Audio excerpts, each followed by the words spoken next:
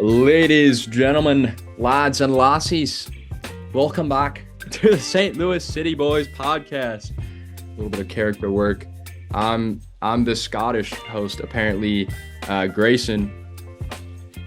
The man with a little bit of an upgrade this week, Ethan. Ooh.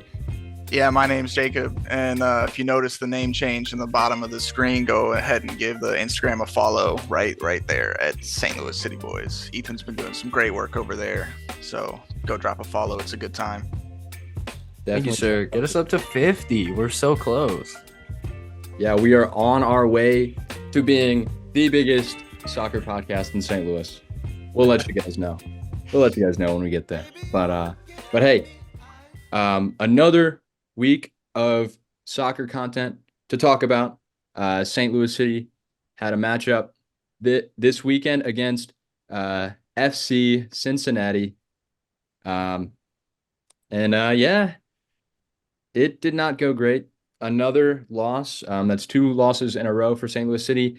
Not a great feeling right now around the club. No, definitely tough. And I was super excited to finally get to watch City play in person away this season, but was pretty disappointed with the result. Although credit to FC Cincinnati, they are a very good side this season, and they showed every bit of that this game. Yeah, it was definitely a tough watch. We got outclassed by FC Cincinnati, which we're going to get into later in this episode. But just from a supporter and I bleed City Red perspective, it sucked to have a really, really busy Saturday end in a terrible loss. Yeah. Yep. And it was definitely an interesting one. Let's go ahead and get into it. I'll hit you guys with the lineup for St. Louis City SC. And guys, it was a big shakeup. We were anticipating a little bit of a change considering the match congestion that we've been seeing. You know, we had the midweek matchup against LAFC, so I expected some subs. I did not expect this lineup. I'll go ahead and hit you with it. No change between the sticks. Thank the Lord. We got Roman Berkey in goal. Now here come the changes. Right back. Akil Watts gets his first, I think, appearance of the season. If I'm not mistaken, I don't even think he's seen the field as a sub. We've got Kyle Hebert as the right center back. Joachim Nilsson as the left center back. Mr. Dyer gets the start at the left back. As expected with Marcanic out for suspension. On the right wing, or we played a 4-4-2, I should mention. So we have 4 midfielders this week. On the right side, we have AZ Jackson getting the start. Jabulo Blom sits in center field with Kahima getting, I think, his first start of the season as well. Celio Pompeu rounds out that left wing for St. Louis City. And up top, we had 2 strikers, Mr. Sam Adeniran and Mr. Joe Klaus. What do you guys have to say about this lineup for St. Louis City?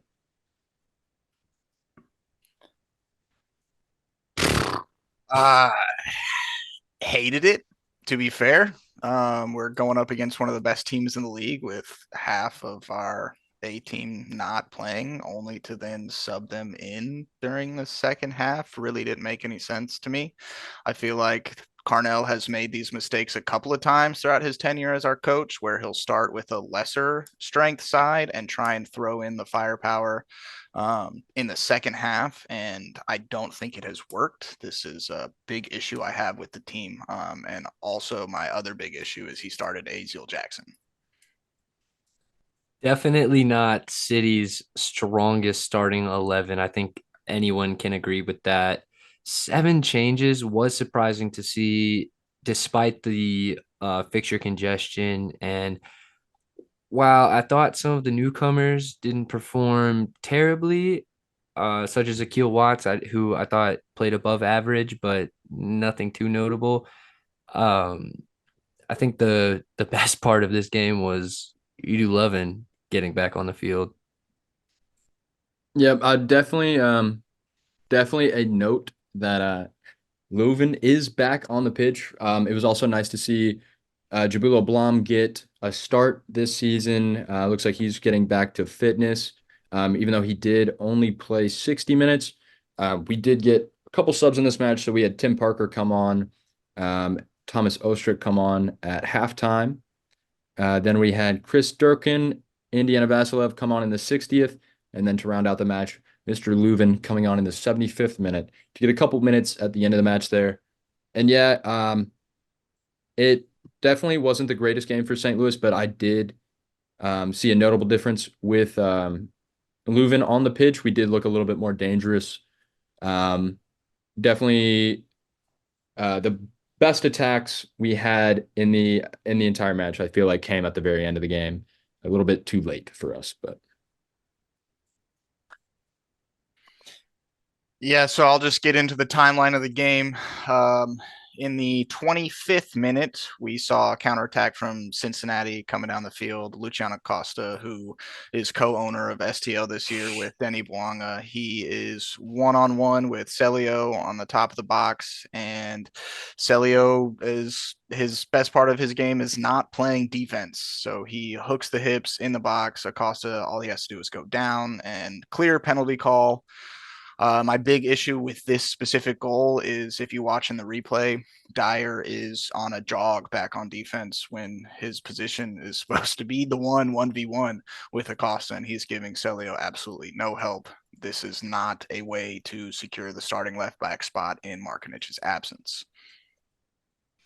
No, and although albeit soft, it's a certain penalty kick. Absolutely, 100% of the time. If this is going City's direction, I'm sure that we'd all be demanding a penalty kick. So fair play to the referee there. And Luciano Acosta absolutely knows what he's doing to draw that contact from Celio Pompeu. Acosta was immense in this game, the man of the match by far. And for him to early on roll the momentum in Cincinnati's direction was absolutely a game changer.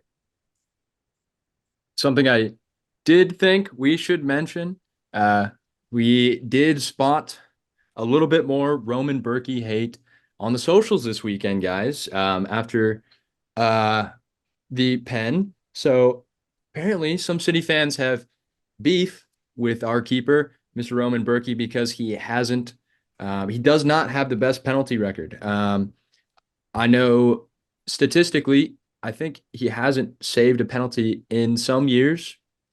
Obviously, being a great PK saving goalkeeper is a massive bonus, but you cannot expect your goalkeepers to save every penalty. Um, and to say that Roman Berkey is a weak goalkeeper because he hasn't saved these penalties is just absurd when Roman Berkey is the reigning MLS goalkeeper of the year, and we would not be anywhere near the club that we would be without him. I think a lot of the hate comes off of the heels of watching Hugo Lloris get a penalty save against us last week, and they're both like total careers kind of match up head to head.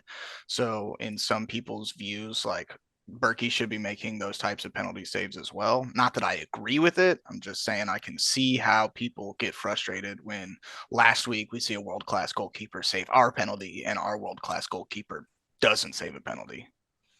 Is it fair to be upset about seeing a penalty kick go in? Absolutely. My question in response to the Berkey comments are who would you rather have in goal? Because Berkey is by far the best goalie in the league and on a weekly basis bails St. Louis City out of bad losses. He's the reason that we have only 3 losses, and it could have easily been a 5, even 6-1 match. Yep. So moving on from a scored penalty in early in the second half, Kubo had a goal in a buildup that saw Luciano Acosta absolutely doing up our team. He gets to the byline, puts in a cross, and Kubo's right there to basically just tap it in. Just another really, really bad defensive effort by our boys out there. And then following that, we had the only real blunder of the match for FC Cincinnati. They're trying to build out of the back. Matt Miazga assumed his goalie was between the sticks. He went to play a back pass because he was under some pressure, and nobody was home. And therefore, an own goal for St. Louis, which we only scored because they scored for us. So that says a lot. Not ideal. I will say it did inject a little bit of energy into the side, being down only 2-1. But as we'll see, the game went on. Yep. And then in the 80th minute, the dagger that sent us all packing, tucking our tails, Sergio Santos scored the third and final goal of the match for Cincinnati to win at home and take all 3 points. So that does bring St. Louis City. We are steady in ninth place on 16 points. Directly ahead of us. I mean, we're 2 points behind the closest team, Houston Dynamo, and we are 2 points ahead of the closest team behind us, which would be next week's opponents, Seattle Sounders. Um, Honestly, ninth place isn't the worst place to be. I mean, we're still early on in the season, but we can't keep saying that forever. We got to get these points starting to build up, because there is starting to become a bit of a gap between us and the top of the table. So Yeah, I don't have much to say on this game. It's tough talking about a second loss in a row and trying not to repeat myself. I would love to chalk this one up to the starting 11 just to start out. Granted, we did go into halftime only down a goal, but I feel like if you're going to go up against a number 2 team in the league, you have to start your best players. And clearly we didn't see that. I don't know why Totland didn't get to start. Definitely management, but we didn't even see him come in the rest of the game. We've yet to see a 4-4-2 workout, so there's an issue I have with that one right there. There are a lot of issues, and those issues equal loss, and that's exactly what happened to us. I just, Jacob, no, your energy is pretty spot on. Just dejected after two straight losses this season, and I'm also fairly unhappy with the starting 11. Unfortunately, we haven't seen João Klaus and Sam Adeniran work too well together this season. We've talked about that, and we've seen improvements on that end, but this game, at least, they didn't work too well together. Also, at the start of AZ Jackson, whose performance I don't really want to harp on because he'll tell you it wasn't his greatest, but definitely not 90 minutes worthy. it's definitely something to note when our best highly rated player on FootMob from this match was Akil Watts, someone who has not been on the pitch at all this season. Um, But I'll give him his flowers. He earned a 7.1 on FootMob, had 11 defensive actions, 7 recoveries. He only got dribbled past twice. He won 10 duels. That's 9 for 12 on ground duels and 1 for 1 on aerial duels. So, shout out him. I got to give him love when he plays well. So, um, keep that Yeah, up. Keep that I up. would But that's really say the bright spot. I would say that his performance honestly gives him a shout for that left back position. I mean, Totland's going to be our starting right back, but like we haven't been the happiest with Markinich this season. Deer didn't really show why he needs to be the starter out there, and Akil Watts had a pretty decent game playing on the right side. And if you can play one outside back as a professional, you should be able to move to the other side. So I would give him a shout at left back. Watts is a pretty versatile player as well. I spoke about it a little bit earlier this season, but Akil Watts did play center mid for us at one point last season against the Colorado Rapids, which I think is still a bit absurd that we did that, and it didn't go very well. But he is used to getting swapped around, so I wouldn't be surprised if Dyer doesn't start to perform, we'll see Akil Watts get some minutes as well. So we'll see. Uh, I think that's going to take us into our 3 points from this week. I think Ethan's going to start it off for us. I would be glad to, Grayson. And unfortunately, I'm not starting this week off with my favorite point to make. This game marks our third straight match in which we've conceded a goal in the first 15 minutes of the second half. And this has put us in difficult positions in all three matches. I give the blame to just flat out flat starts in the second half. We don't look as engaged in the game as we do in the last phase of the first half. And when I say last phase, what I'm referring to is breaking down a half into a 15-minute segment. So you can imagine the first, second, and third phase of the match. And I think our weakest point this season has been the first phase of the second half. And I say that because we've just come out flat. We've caught ourselves in difficult positions. And I am really hoping that to remedy this issue, we come out more on the front foot and we come out in a more attacking light and look to get ourselves a goal in the first 15 minutes as opposed to sitting back and maybe letting the other team take some possession of the ball. I would much rather see João Klaus and Celio Pompeu ravaging their defenders. I will say that there was a lot of the high scoring games that we kind of started to associate St. Louis City with last season. I feel like they we always knew it was going to be a high scoring game whenever we came out scoring first. There was a lot of games, notably Austin FC, the Cincinnati match from last season. Both of those were, I think, started off with like goals within the first 10 minutes. And I think that was our high pressure system catching people off guard.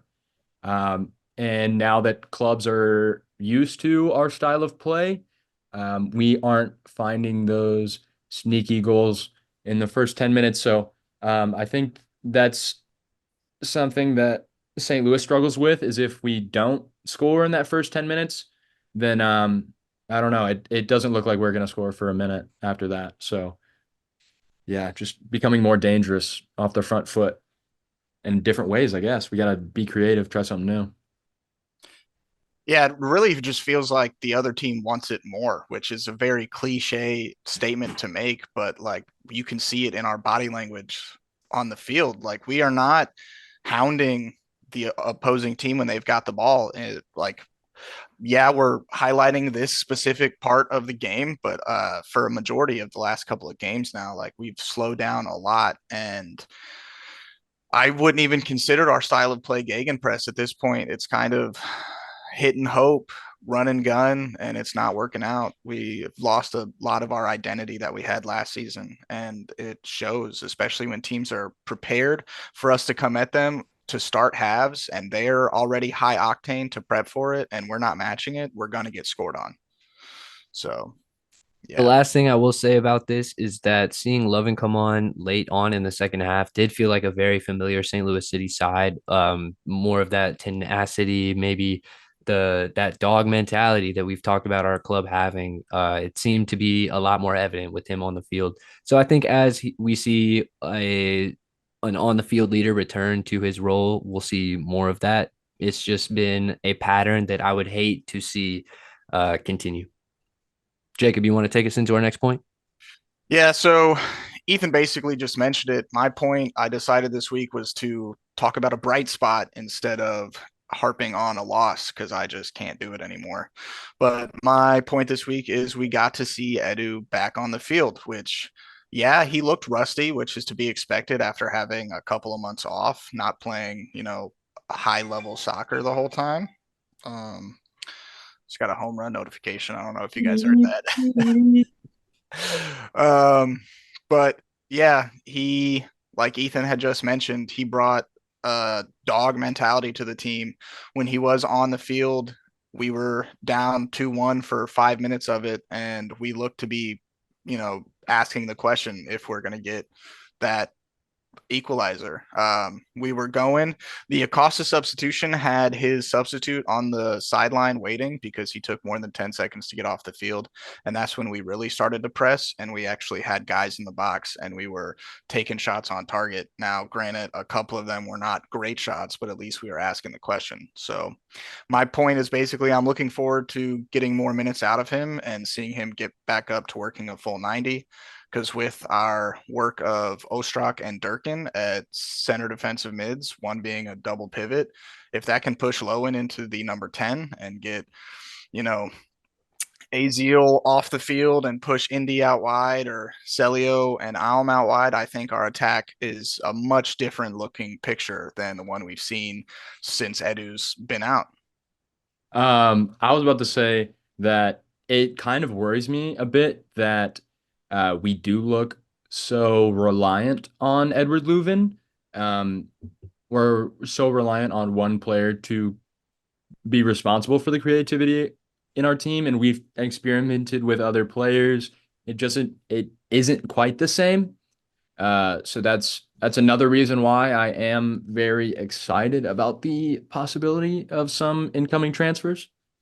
But also, isn't that the point of having a superstar player is you rely on them to be that superstar? Like Cincinnati without Acosta is a much different team. True. I And think Edu is our version of Acosta with a little bit more German hint to his play style. the issues I have with Leuven being our superstar is that he is he does have some injury issues, and like I don't know, he doesn't have the established multiple seasons of being like an MVP, MLS MVP for me to consider him anywhere near Luchi Acosta. Um, so I don't think Leuven is that player yet. Even though he does have that type of effect on our team. And I love Leuven. I'm saying that. I don't think he is exactly our like superstar franchise player yet. Um, but this is his second season, and he has spent a lot of time out with injury. He had some injury issues last season, so I mean, there's still time. I will donate my hamstring to him so that he can stay healthy. He can have both of mine just for a surplus. But I remember what I was gonna say, which is that the role that he looks like he'll be returning to is it seemed to be the eight, the very traditional box to box center midfielder role, which fortunately, because Grayson, as you alluded to, he has had some injury problems, and I think that the eight or the center mid role, in whatever variety you want to call it, is a position where we do have a little bit of depth. And fortunately, I think Njabu Blum has done a job. I think Vasilev, Ostrak, Durkin, and uh, even Kajima at times have filled in. But like we mentioned earlier on this season, for three players to fill the shoes of one person on the field does very much speak to his quality. And I don't think you're wrong. He's not quite a Luchi Acosta type yet, but I do think he brings the same uplifting class and quality that a star player does bring. Now, something that I was alluding to was maybe we should just get a second Leuven. What if we just get a little guy named Marco Royce, another good, creative, established, amazing soccer player that we could welcome to the city. I know a lot of you St. Louis City fans are a little bit curious on how we could go about signing a player like Marco Royce. And I'm sure a lot of you have seen some rumors about Marco Royce going to another MLS team. That's my point for this week. I'm going to break it down for you on how we are going to get this man. So, it was reported that Charlotte FC, um, they do have Marco Royce listed on their discovery rights list. So they do have priority to offer a contract to Marco Royce. Other teams can speak to him, can negotiate with him, but they cannot sign a contract until the MLS rights, the discovery rights are transferred to the other team that will purchase the player. So every MLS team has 5 slots, 5 discovery slots. Um, Me and Jacob were looking for the entire MLS list of who has that. I cannot find that information, but I am super interested. I know for a fact that St. Louis has one person on our 5 slots, that being St. Louis native Josh Sargent. He was, I think we put him on our list before the inaugural season even began. He's definitely one for the future. I believe he's like 24, 25. So a couple years on him, but we still have 4 slots available. So if we want to sign Marco Royce, we would have to negotiate with Charlotte FC. The only thing we've got to do is offer Charlotte FC $50,000 in general allocation money. As soon as we offer them that money, the club, Charlotte, in this situation, will have 5 days or 3 days during the secondary transfer window to either accept the money and pass on the rights. They would sign the rights over to us, or offer Marco Royce a contract. The good thing is, Marco Royce, it has been reported by transfermarket.com that Marco Royce does not want to play for Charlotte FC, and he is refusing to negotiate with them. That's pretty tight. That's pretty tight. Well, That's tough. that's tight up until you see the other storyline about the other team interested in Marco Royce. Indeed. So there is a third team entering the race for Marco. This being a very star-studded team, LA Galaxy. Of course, they have a history of, stealing some European talent from overseas. You got David Beckham, you got Zlatan, you got Chicharito. Um, so I think the name makes sense, but does the player make sense? Honestly, to me, I don't think Marco Reus fits at LA Galaxy. LA Galaxy is in a great spell right now with one of the best midfields in the MLS. They already have a star man in Ricky Puig, who's probably going to be at LA Galaxy for his entire career unless he does get scooped up by someone big, which I could see happening. He did come from Barcelona. So I don't think that LA Galaxy is exactly super interested in Marco Reus, but I think they might be intrigued, but I don't think they're pushing like I think St. Louis City will.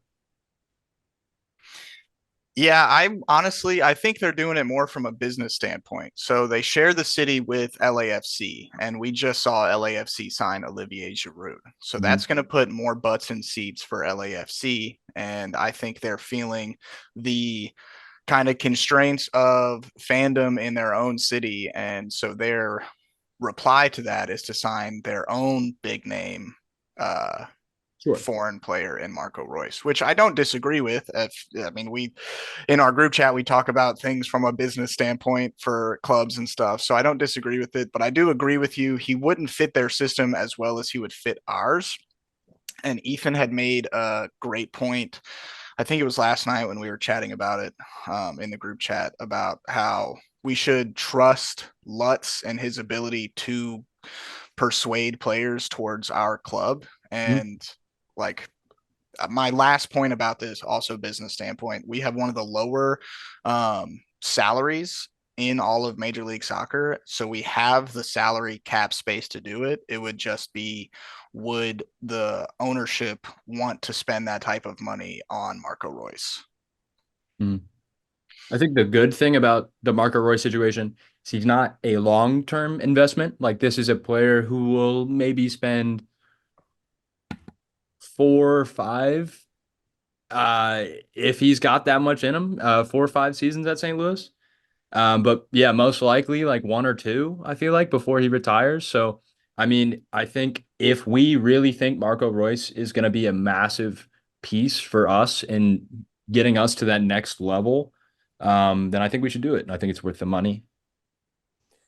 So, Grayson, I've been trying to find which club originally had the discovery rights to Lionel Messi, but it wasn't Inter Miami, and that's the best example of how the discovery rights work, or purchasing those discovery rights from someone else. So I believe it was LA Galaxy. I could be wrong, but Inter Miami purchased those discovery rights for a crazy figure, not $50,000. I know that, and they ended up purchasing Leo Messi. And so that is in this instance how it will work between us and Charlotte FC, which is almost that's crazy to me that we didn't just take the discovery spot as soon as that was a rumor. Although St. Louis City has a unique way of doing business in the MLS, seeing as we have I believe the lowest salary cap. Is that right?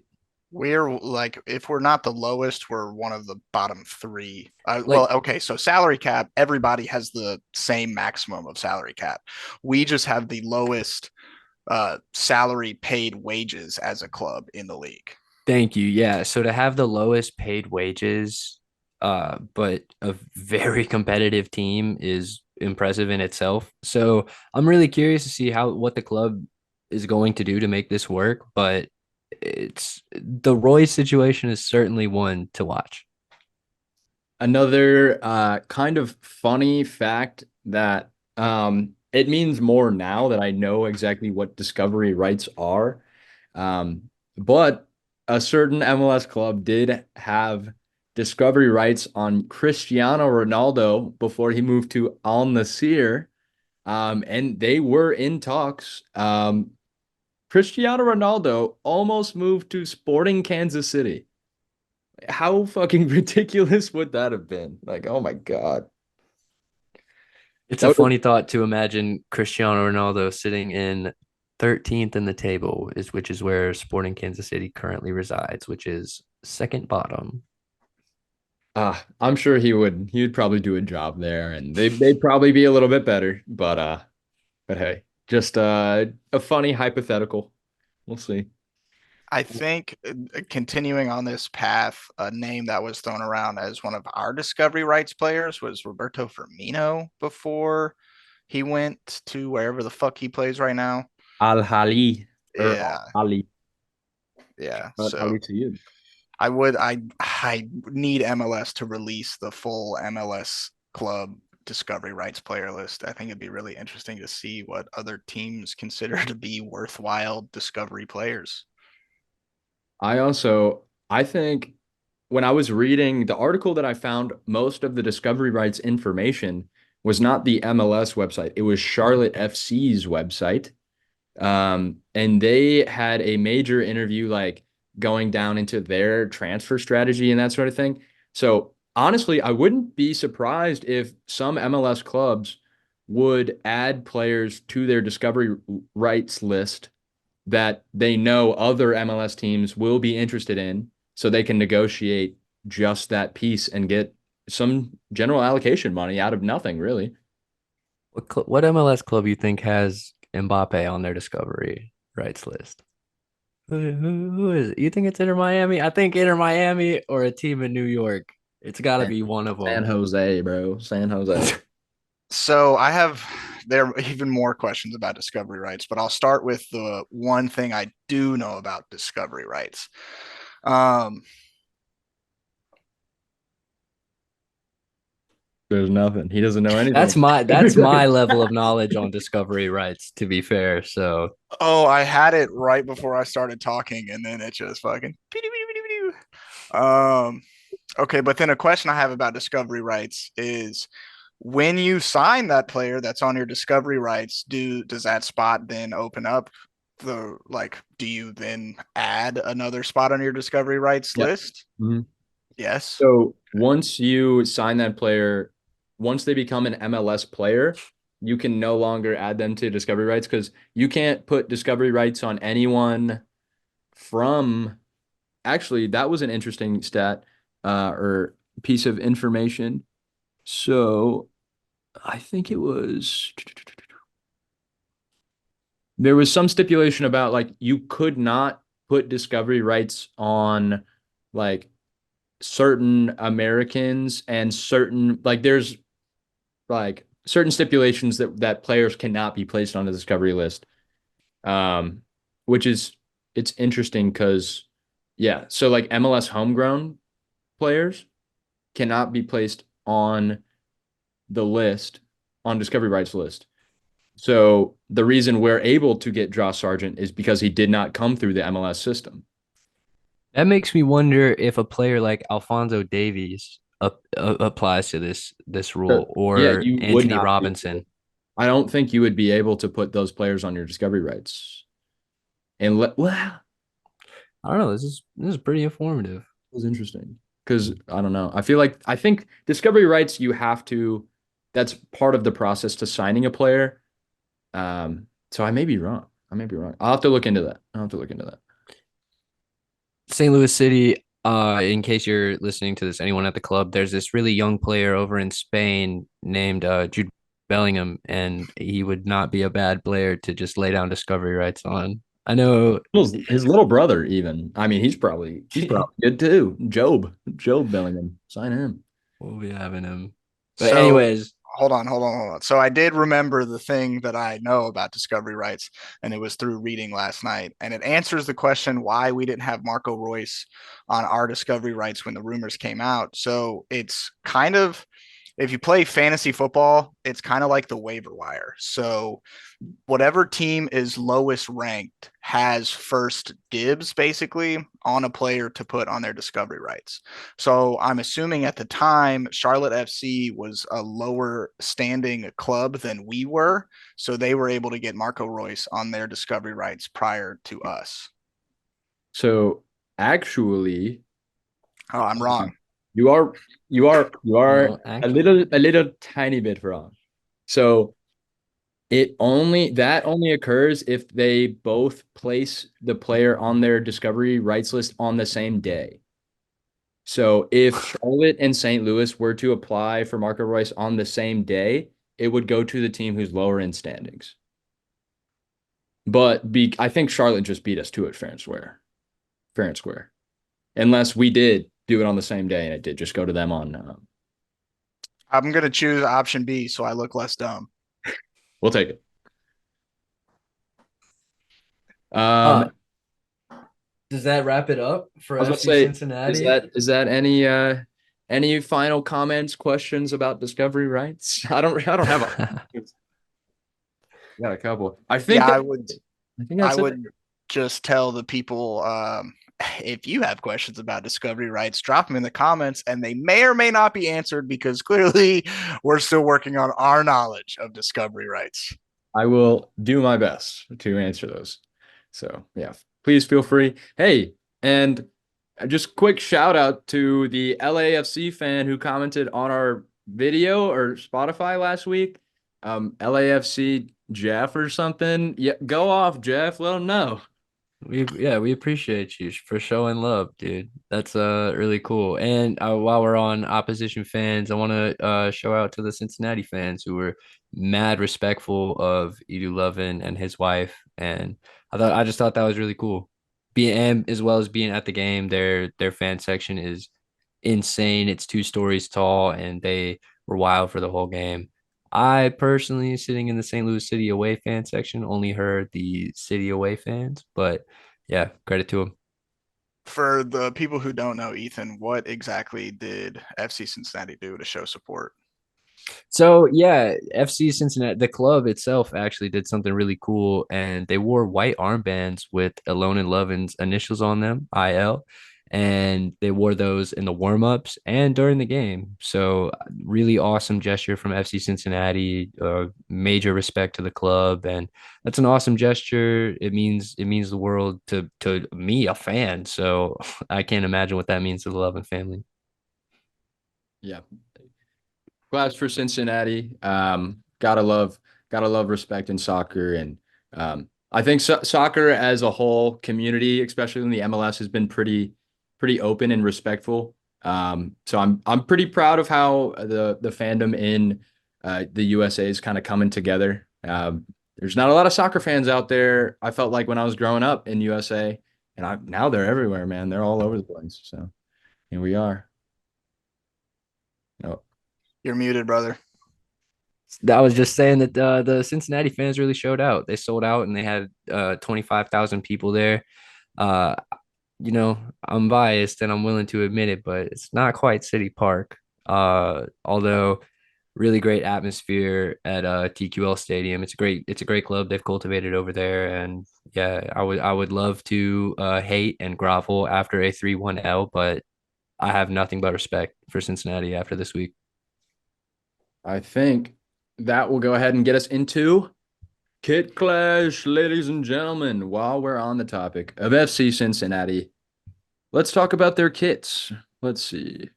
So yeah, FC Cincinnati has been around for quite a while. They've been in the USL for quite some time, and then yeah, just came up. I think was last season there. No, 2 seasons, 4 seasons ago.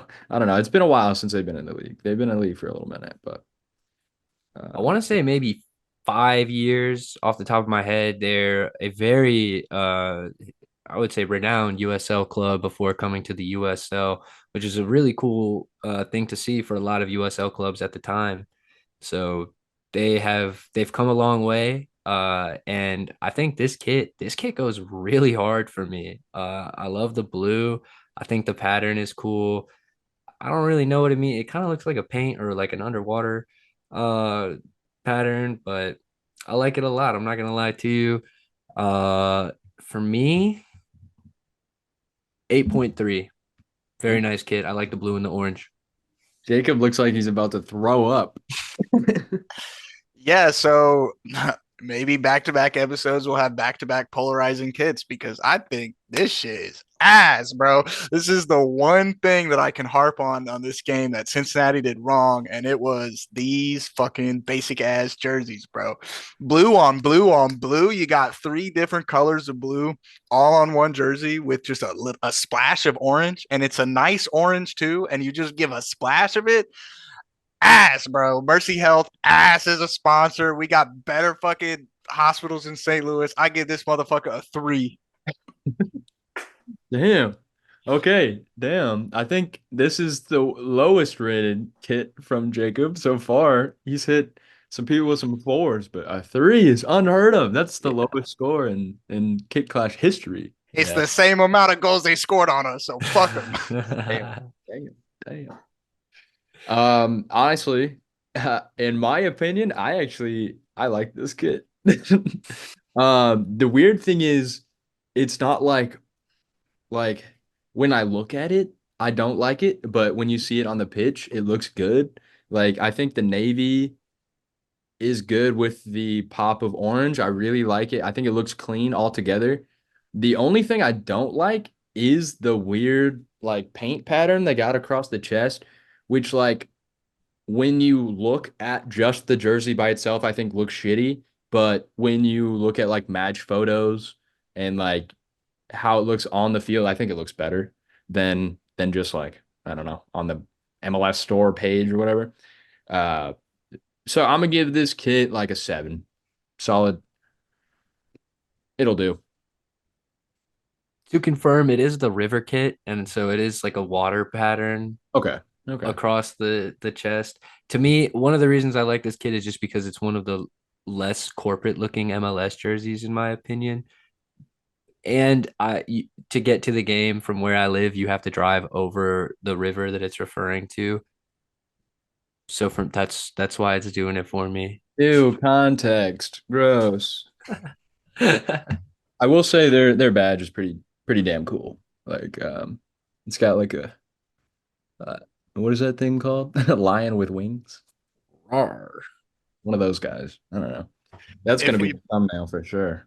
if we end up playing them again, just on the Google search, I can see their white kits, so I'm excited to break down their white kits. But More we'll leave that for later in the season or potentially next year. I don't know if we play them again. Yep, so definitely another polarizing episode of Kid Clash from the boys this week. But I think that will bring us into our next topic. We come up against Seattle Sounders on the weekend. That will be our next matchup. Let's get into it. Yeah, so Seattle is 10th in the standings. They are one underneath us. They have a record of 3 wins, 5 draws, and 6 losses. Some players to watch out for: Jordan Morris, a tenured U.S. men's national team vet. He's got 2 goals and an assist so far this season. And then the big name to watch out for is Mr. Rui Diaz himself. He has 7 goals and 1 assist on this season. Other than that, based off the research I did, I'm of the opinion this is a very winnable game. I think if City can go on the road and get 3 points here, it'll put us back into the trajectory that we were kind of on prior to these last 2 L's that we took.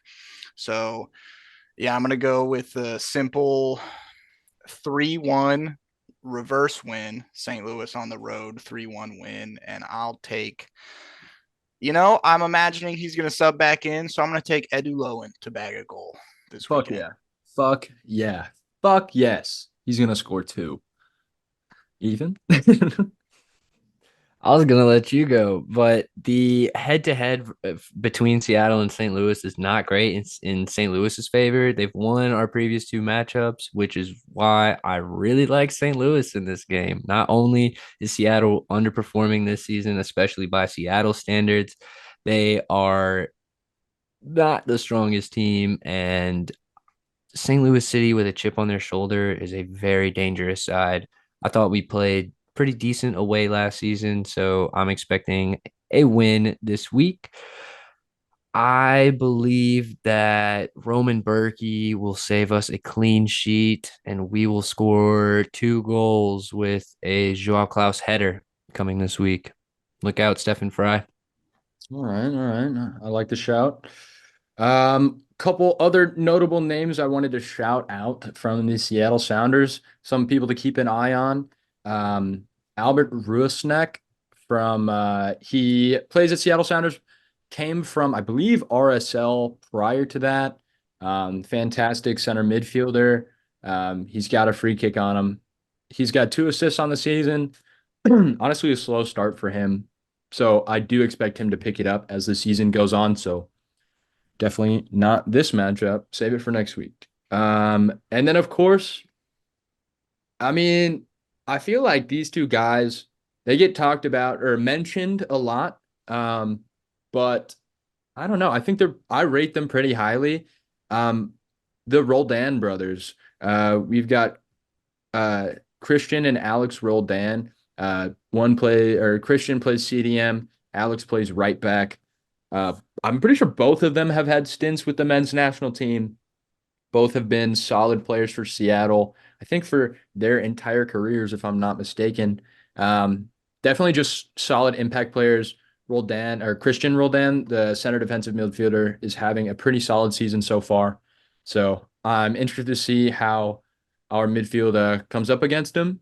But I think we got to rock the 4-2-3-1. None of this 4-4-2 bullshit. And I want to see um, a mixture of these two, of this lineup from last week and the one before that. Uh, do you guys want to see Dyer on the pitch again? Or do you want Akil Watts to play left back, like right off the bat? Something to think about. That's a great question, Grayson. Based off his performance this last weekend, go ahead, give Akil Watts to start at left back. If it doesn't look good in the first 45 minutes, if he's just, getting burned, then throw Deer back there, or maybe even Hebert, who I think switched out there when Deer got subbed off. But yeah, didn't realize that it would be this much of a struggle having Markinich out for a couple of games trying to solve this problem. I thought somebody would have stepped up and grabbed the position by the throat, but it's still there. Agreed. Honestly, to get Deer his feet under him, I wouldn't be upset if he played again. But I also wouldn't be upset about seeing Kyle Hebert start out at left back. I think that he's actually been class for us this season. He started off a little slow, but I think he's really picked it up and he has fallen into a decent run of form. Yeah, I think if we change up our lineup, we don't run that same one we had against Cincy. We play a little bit stronger of a lineup. I think we take this one 1-0. I think it's gonna be a close matchup. I think Seattle's a good team. They're having a slow start to the year. So are we. I'm looking back at similar matchups to like FC Dallas and Austin FC. I think it's gonna be a real close one. I think we're gonna edge them out with a 1-0. Um, I want Pause. let's not you're right. Not do that. Let's go ahead and score first, though, and early. I want this to be an early goal from. You already said Leuven. Otherwise, I'd say him. Damn. You know what? Fuck it. Akil Watts is gonna score, baby. Okay. He's gonna. I don't know. He's gonna score a I header, bro. hope he does. He's gonna score I a I header. hope he does. Put money on it. That's the bet of the week. Watts to score anytime goal scorer Akil Watts. Yeah, that's probably like a plus 2,000 bet. So sprinkle a dollar. Fuck it. Dude, if I get this right, whoa. Yeah, that's the call of the season. All the season. We'll see. Shit. The And this is last this is no shade on Akil Watts. He just should not be the one scoring goals for us, which is why we're so joking about it. Hey, I'm not joking. I'm dead fucking serious. Yeah, the St. Louis City outside backs have a real history of scoring goals for sure. Honestly, our center backs have scored more goals than our right and left backs, which is kind of absurd considering how high our left back and right back like to play. Um, and yeah, I think um, that's a benefit of our set piece play from last season and beginning of this season as well. We got to find that form again and just get up there and start winning some headers. Yeah, the last thing I have to mention about this game is be on the lookout for former City defender John Bell to make a start. He played in this last game this last week for them, so wouldn't be surprised if he's back out there going up against his former club, us. Former City boys are having big seasons. Him and Jared Stroud alike are both off to great starts. Yeah, Lucas Bartlett scored this weekend as well. No shit. I Yeah. honestly, Bartlett's looked good for DC United. He has. He has been a very good pickup for them, and so is Jared Stroud. The last thing I'll have to say about this Seattle match, though, is that growing up, we didn't have an MLS team in St. Louis. So my family's from the Pacific Northwest. I was a big Seattle Sounders supporter because that's where they were from. They also had easily the coolest jerseys of the 2010. Sorry, LA Galaxy is a close second. Yeah. Seattle Sounders green and blue with the Xbox sponsor. That is mint. That when I think MLS, I think of Obafemi Martins and Clint Dempsey tearing up MLS defenses. Oh my, that is vintage. I got quite a lot of enjoyment out of watching them. Seeing those Siggy Schmid sides and Brian Schmetzer, all around great club. Love their rebrand too with the Orca and the the Space Needle. I Hmm. almost forgot what it was called. But yeah, I got a little bit of sentiment for this club, but just so we're clear, I will be 100% City Red on Saturday night, and I look forward to this match. I think that we have something to prove, and we're gonna do it. Yeah, I was about to say Obafemi Martins might be one of my favorite MLS strikers of all time. If hey, St. Louis City fans, if you want a little history lesson, look up Obafemi Martins MLS highlights. Dude, insane. Like, oh my God. Some of the best MLS goals I've ever seen. Ever seen. What a guy. On that same note, Seattle for the longest time had one of my favorite center defensive mids. I know his last name's Alonzo, and Oh, yeah. on the FIFA mobile app, he was like a 105 rated center defensive mid for like team of the year. He was goaded. So yeah, I don't remember his first name, but Seattle's had some teams, man. Not a bad team to pick coming out of the woodwork. Indeed. Indeed. I think that's gonna be it for looking back at this Seattle matchup. Any little grab bag notes to finish off the episode? We chilling. See, Oh, I have something because I live in Louisville, and one of the Sounders' most recent matches was actually a W over Lou City in the Open Cup. They did get taken all the way to penalty kicks though, so not Interesting. exactly the strongest outing from Seattle in that instance. Very interesting. But that's all I Well, got. Yeah, yeah. if you wanna pick a USL team, pick Lou City. Other than that, like, comment, subscribe, give us a rating on Spotify. Yep, I'm Jacob. Ethan took my outro, so don't forget to tell your mom you love her. STL. STL. Oh yeah.